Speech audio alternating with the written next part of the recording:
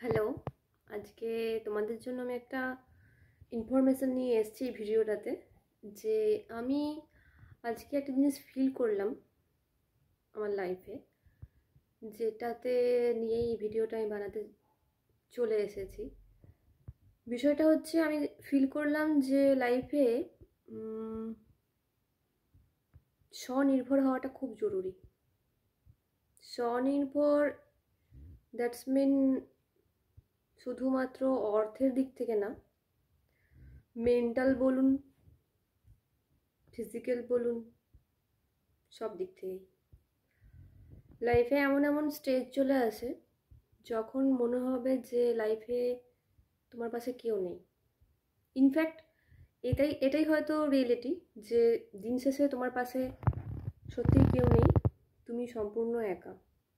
এটাকেও তোমাকে ফেস করতে হবে পজিটিভলি, এটাকেও তোমাকে অ্যাকসেপ্ট করতে হবে পজিটিভলি। মানে এটাকে তোমাকে মানিয়ে নিতে হবে রীতিমতো। এটাই হচ্ছে ফ্যাক্ট, ঠিক আছে? সেই জন্য ফিনান্সিয়ালি তো একদমই এস্টাবলিশড হওয়াটা খুব দরকার, ইভেন মেন্টালিও। যখন তোমার মনে হবে লাইফে তোমার পাশে কেউ নেই, তখন তোমার কাছে টাকা থাকলেও মনে হবে তোমার পাশে কেউ নেই, তুমি একা, ঠিক আছে? তো সেই জন্য আমি সবাইকে বলবো, একা থাকতে শেখাটাও খুব ইম্পর্টেন্ট।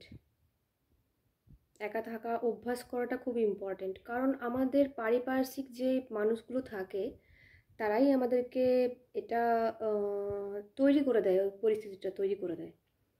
তো এটাই বলবো যে তাদের কত আর পায়ে ধরবে তুমি, কত পায়ে ধরে ভিক্ষা চাইবে? তাই তোমার নিজেকে একা রেখে, একার সাথে একা থাকা, একার সাথে আনন্দ করা, একার সাথেই খুশিতে থাকা, এটা তোমার থাকা, এই ক্যাপাসিটিটা থাকাটা খুব ইম্পর্টেন্ট। আরও লাইফে টপিক থাকতে পারে। একা থাকলে হ্যাপি কি থাকা যায় না? থাকা যায়। গান শোনো, বই পড়ো, ঘুরতে যাও একা। যেখানে গেলে খুব একাকিত্ব ফিল হবে সেখানে যেও না, সেটা করো না। একটা এমন কিছু করবে, অ্যাক্টিভিটি, যেটার মধ্যে আনন্দ থাকবে, ঠিক আছে? তো আমার মনে হলো এই টপিকে একটা ভিডিও করাটা উচিত।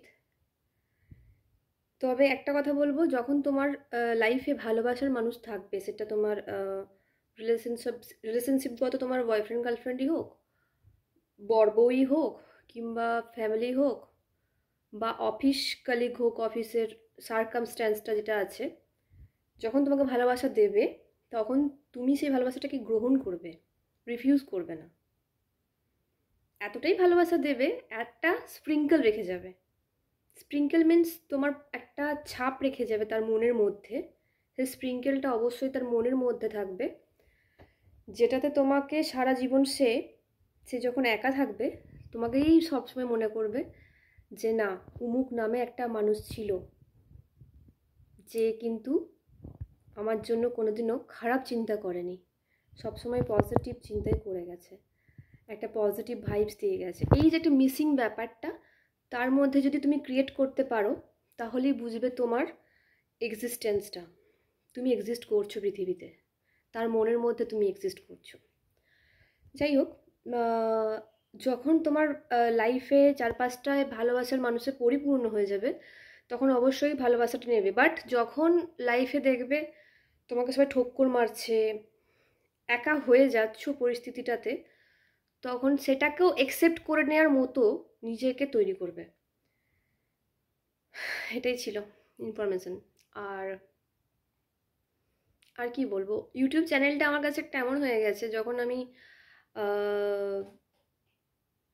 খুবই আনন্দ হয় তখনও ভিডিও করি, যখন খুব মন খারাপ হয় তখনও ভিডিও করি। যাই হোক, সবটা হয়তো আমার লাইফটা ইউটিউব চ্যানেলে তুলে ধরাটা ঠিক না, তবুও চেষ্টা করি আমার লাইফে যেগুলো আমি অভিজ্ঞতা অর্জন করে শিখি, সেগুলো ইউটিউবে বলার চেষ্টা করি, মানুষকে সতর্ক সচেতন করার জন্য।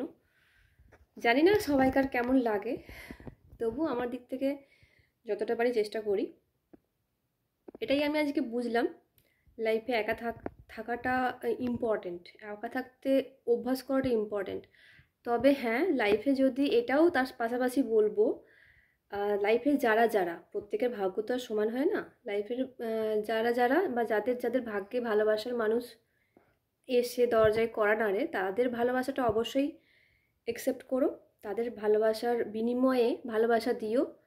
আর তাদের মনের মধ্যেও পারলে একটা স্প্রিঙ্কেল রেখে যেও, তোমার যে প্রতিচ্ছবিটা তার মনের মধ্যে এমনভাবেই যেন জাগ্রত হয়ে থাকে যে তুমি তাকে ছেড়ে আসার পরেও সে তোমার কথাই ভাববে, তোমাকেই মিস করবে, বা কি বলবো, তোমাকেই চাইবে, তোমাকেই চাইবে। এটাই শব্দটাই শেষ, সম্পূর্ণ শব্দ, সম্পূর্ণ কমপ্লিট সেন্টেন্স হলো, তোমাকেই চাইবে, তুমি ফিরে এসো। তো আমার লাইফেও এরকম হয়েছে যে আমি মনে হয় স্প্রিঙ্কেল কোথাও রাখতে পেরেছি, তাই আমার সাথে আজকে হয়তো এরকম কোনো ঘটনা ঘটলো যেটাতে আমি ফিল করলাম যে হ্যাঁ, একটা মানুষ আমাকে চাইছে। এটা আমি ফিল করলাম, আর এটাতে আমি খুবই প্রাউড ফিল করলাম যে সত্যি ভগবানের ব্লেস আমার মাথার উপরে আছে, যে আমি একটা জায়গা থেকে চলে আসার পরেও সেখানের মানুষগুলো আমাকে চাইছে, আমাকে মনে করছে। এটা লাইফের ব্লেসড, তুমি এই জন্মের একটা ব্লেসড, এটা আমার ভাষাতে, আমার অনুভবে। তো যাই হোক, সবাই ভালো থেকো। নেক্সট কখনো যদি আবার কোনো মনে হয় কোনো টপিক নিয়ে ভিডিও করার, আমি অবশ্যই চলে আসবো। আর তোমরা সবাই আমার চ্যানেল দেখছো এবং কমেন্ট করছো দেখে খুবই ভালো লাগছে। এভাবেই পাশে থেকো। Thank you, thank you so much.